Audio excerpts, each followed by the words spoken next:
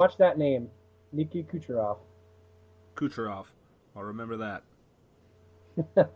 All right, Let's. so might as well. I've been talking too much about the East. Let's go ahead and go to the West.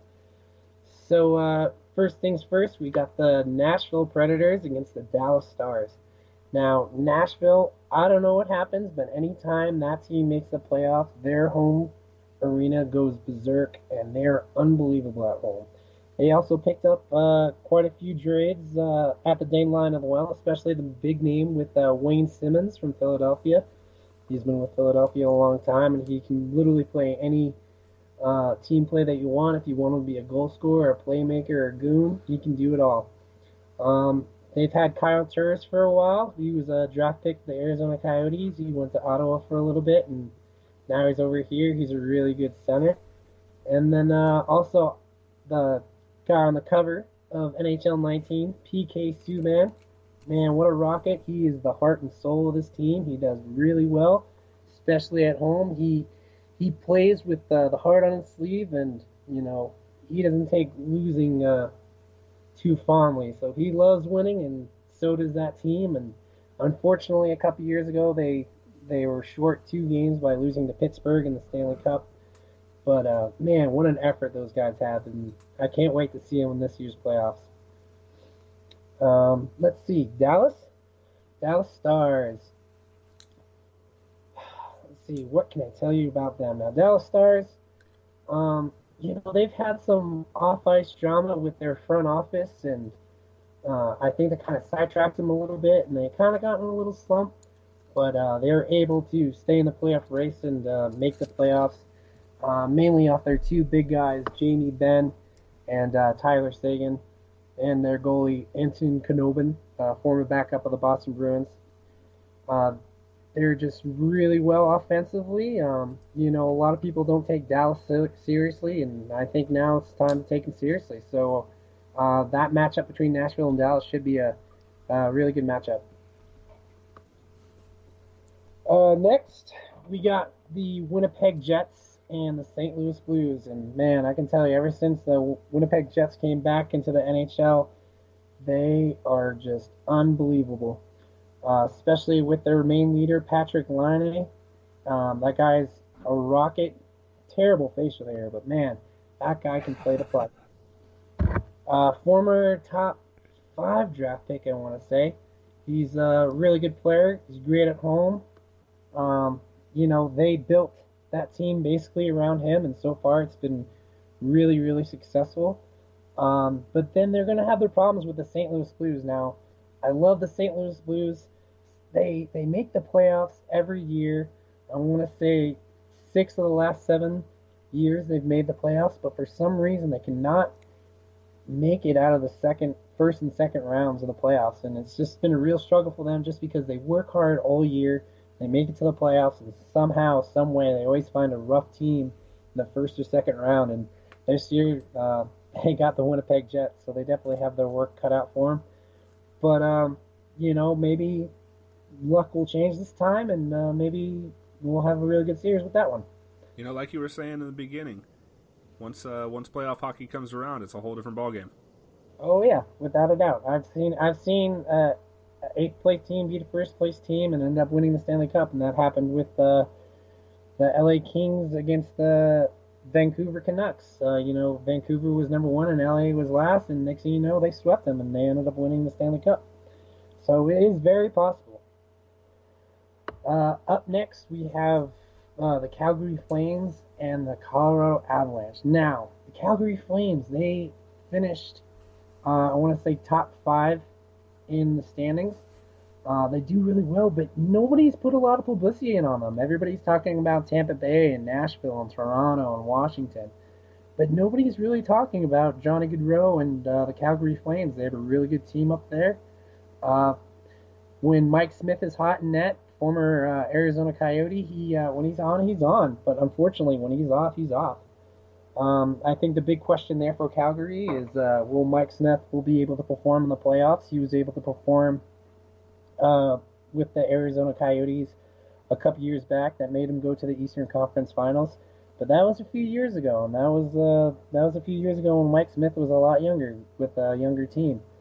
Um, this year, they're in first place. They have the team. It just all depends if Mike Smith uh, wants to be a good goalie this year. And it should be a fun matchup, especially against the Colorado Avalanche. Like I said, they just made the final and last spot in the Western Conference, just above the Arizona Coyotes. They had quite a few injuries this year, but they were able to fight it off. With their leader Gabriel Landeskog, he's a great player. He has a great mindset. He sees the ice really well. He has amazing flow, and he can definitely do some damage. And I think Colorado's been waiting uh, to prove themselves to the rest of the NHL. And if there's one way to do it, it's to definitely beat the Calgary Flames. Okay, last but not least is my favorite matchup in the Western Conference, and we got the San Jose Sharks versus the Las Vegas Golden Knights. And that will definitely be the series to watch in the first round, without a doubt. You have the one of my favorite stories is Jumbo Joe Thornton. He's been in this league for 15 plus seasons. He's never won a Stanley Cup, and if there's anybody in the show that deserves a Stanley Cup more than anybody else, it's Jumbo Joe. Jumbo Thornton is an elite player. He's worked hard. He's done his time. He just, for some reason, they just can't make it to the Stanley Cup Finals. Now, with that being said, 14 of the past 13 seasons, the San Jose Sharks have made it to the playoffs. They only missed it by once, and that was in 2014. They made it to the Stanley Cup Finals in 2015, but again, lost to those darn Pittsburgh Penguins. And I know it's Sid the Kid. I hate it. That's what's really upsetting about that. But I think he really needs to deserve it. And each year we keep saying, "Oh, this is the year. This is the year." They have the team. They have Brett Burns. They have Pavelski. They have you know so and so and that. They have all these great players, but for some reason, it's just very difficult to get over that hump. And it's not going to be very easy, especially against the Las Vegas Golden Knights. As we know, they came into the league last year and they made it all the way to the Stanley Cup Finals, just losing to the Washington Capitals last year. And they put on a run, and they're really good at home. And I think with Marc-Andre Fleury, aka Flower in net for the Las Vegas Golden Knights, yes, his nickname is the Flower. The Flower. They win. I know, it's fantastic. I love it. He's a really good player. He's led Pittsburgh to all those Stanley Cups a couple years back before he got traded. And I think they want to make it back to the Stanley Cup Finals. And they also have a really good team. That stadium in Vegas, it's absolutely insanely loud there. So I say whoever wins into that series is probably going to go pretty far. Okay. You talking about the Vegas Stadium. We're both relatively close to Vegas. Next season, I think we need to make it a goal to go to a game. Oh, without a doubt. Just even the atmosphere alone. Last year, I actually went. I didn't go to the game, but I was just hanging out outside, and the atmosphere there is just out of control. It's just for a team that didn't even exist a couple years ago. Everybody's there wearing jerseys. Everybody's supporting their team. Everybody's out partying and having a great time. And win or lose, those fans they're amazing. And of course, it doesn't help. I mean, it does help having that giant TV screen that you can watch on the side of the stadium if you can't go inside. I mean, that's Vegas for you, right? Viva Las Vegas. Well, Western Conference. It's going to be a really tough decision, but when push comes to shove, I think my top two teams, it's going to be Winnipeg and San Jose. I know I just kind of dissed on San Jose a little bit, but the thing is, I know I keep saying, this is going to be our year, this is going to be a year. Well, I don't know how much years they're going to have left, especially with Joe Thornton, so we'll see how it goes. But like I said, with the Winnipeg Jets, with Patrick Laine, their offense is on, that can definitely do some damage. So I'm predicting the Winnipeg Jets and the San Jose Sharks in the Western Conference Final. Okay. But you're still sticking by and saying that the Eastern Conference, whoever comes out of there, is going to take the Stanley Cup. Yes, I just first I gotta learn how to stop rumbling over my words. But uh, all together, Tampa Bay, Boston, Toronto, Washington, heck, even Pittsburgh. Um, they have bigger names. They've been in the playoffs multiple times. They know how to get it done. They have lines offensively and defensively. Most of them have really good goalies. Um, Western Conference wise, there's just pieces missing for the majority of these teams. I mean, don't get me wrong. Nashville has PK Rene. Um, Winnipeg has Patrick Laine. Dallas has, like I said, Tyler Seguin, Jamie Benn.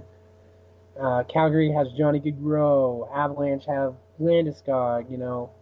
I can name all these players left and right, but none of these teams have had the full roster stacked from top to bottom.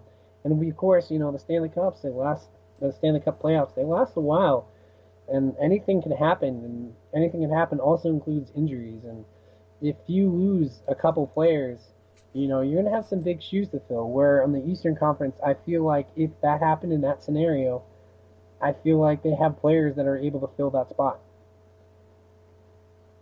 And that's one of the things that you were saying earlier with the Tampa Bay Lightning is, they have that depth. They have guys that can fill in.